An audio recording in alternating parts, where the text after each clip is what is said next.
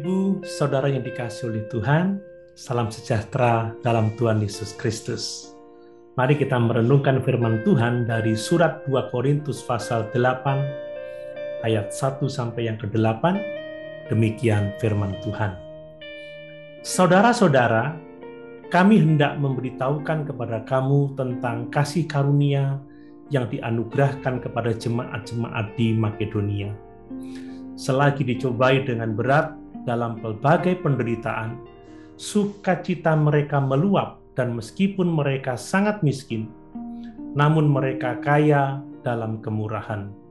Aku bersaksi bahwa mereka telah memberikan menurut kemampuan mereka, bahkan melampaui kemampuan mereka. Dengan kerelaan sendiri mereka meminta dan mendesak kepada kami supaya mereka juga beroleh kasih karunia untuk mengambil bagian dalam pelayanan kepada orang-orang kudus. Mereka memberikan lebih banyak daripada yang kami harapkan. Mereka memberikan diri mereka pertama-tama kepada Allah, kemudian oleh karena kehendak Allah juga kepada kami. Sebab itu kami mendesak kepada Titus supaya ia mengunjungi kamu dan menyelesaikan pelayanan kasih itu sebagaimana ia telah memulainya. Maka sekarang sama seperti kamu kaya dalam segala sesuatu, dalam iman, dalam perkataan, dalam pengetahuan, dalam kesungguhan untuk membantu, dan dalam kasihmu terhadap kami, demikianlah juga hendaknya kamu kaya dalam pelayanan kasih ini. Aku mengatakan hal ini bukan sebagai perintah, melainkan dengan menunjukkan usaha orang-orang lain untuk membantu. Aku mau menguji keikhlasan kasih kamu. Ayat-ayat renungan kita saat ini mengenai karunia pelayanan, yaitu pelayanan kasih, pemberian materi kepada pihak lain.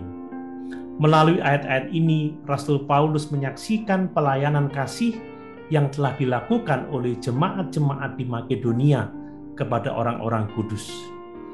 Dalam perjalanan misinya yang ketiga, Paulus mengumpulkan persembahan dari jemaat-jemaat di Makedonia, yaitu jemaat Filipi, Tesalonika, dan Berea. Mereka telah memberikan persembahan walaupun mereka miskin, dan mereka memberikan melebihi apa yang diharapkan oleh Paulus. Persembahan mereka adalah pengorbanan. Sekalipun miskin, mereka tetap mau memberi. Kesaksian ini diberikan kepada jemaat di Korintus untuk mendorong mereka juga terlibat dalam pelayanan kasih yang sama. Mereka yang memiliki banyak karunia pelayanan didorong juga untuk memberi. Melaluinya, kita dapat belajar prinsip-prinsip dalam memberi atau melakukan pelayanan kasih. Bapak, Ibu, Saudara yang dikasihi oleh Tuhan, pelayanan kasih atau pemberian harus dimulai dengan Tuhan. Apa motivasi kita dalam memberi persembahan? Apakah karena kelebihan uang? Atau saudara merasa buruk kalau tidak memberikan persembahan? Atau saudara merasa ini adalah suatu kewajiban? Motivasi yang benar adalah karena memberi adalah kasih karunia dari Tuhan.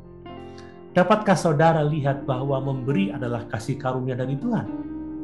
Pemberian orang percaya selalu dimulai dengan pekerjaan Tuhan dalam diri setiap orang percaya.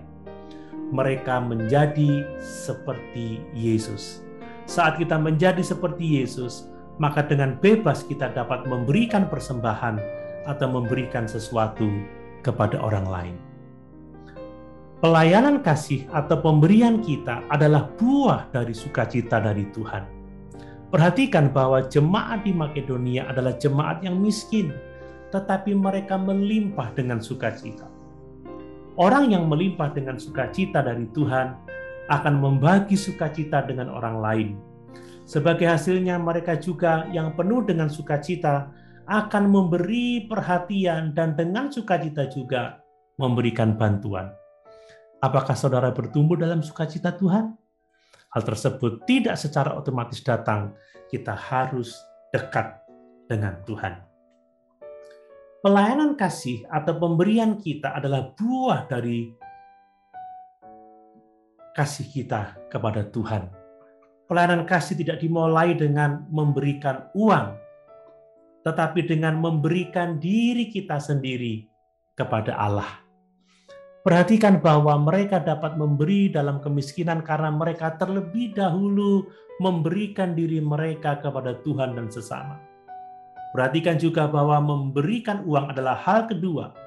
Yang utama adalah memberikan diri kita kepada Allah. Dengan memberi diri kepada Allah, maka kita juga memberikan semua yang kita miliki kepadanya. Perhatikan hukum kasih, yaitu mengasihi Allah dengan segenap hidup kita, dan baru kemudian kita mengasihi sesama manusia seperti mengasihi diri sendiri. Bapak, Ibu, Saudara yang dikasihi oleh Tuhan, pelayanan kasih atau pemberian berdasarkan pada kemurahan hati. Jemaat di Makedonia kaya dengan kemurahan. Kerinduan untuk membantu adalah kerinduan untuk memberkati. Dengan kemurahan hati, tidak ada motivasi yang lain. Pelayanan kasih seorang beriman itu dilakukan karena dia adalah agen Allah di dunia ini. Jemaat di Makedonia mendesak agar mereka dapat menjadi agen kasih karunia Allah di dunia ini. Nah, apakah saudara rindu menjadi agen kasih karunia Allah di dunia ini? Apakah saudara ingin melalui kehidupan saudara banyak orang mengalami kasih karunia Allah? Apakah saudara mau menjadi bagian dalam pelayanan kasih? Pelayanan pekerjaan Tuhan adalah pelayanan kasih, dan mari kita mau menjadi bagian dari pelayanan kasih ini supaya nama Tuhan dipuji dan dipermuliakan. Haleluya. Tuhan Yesus memberkati.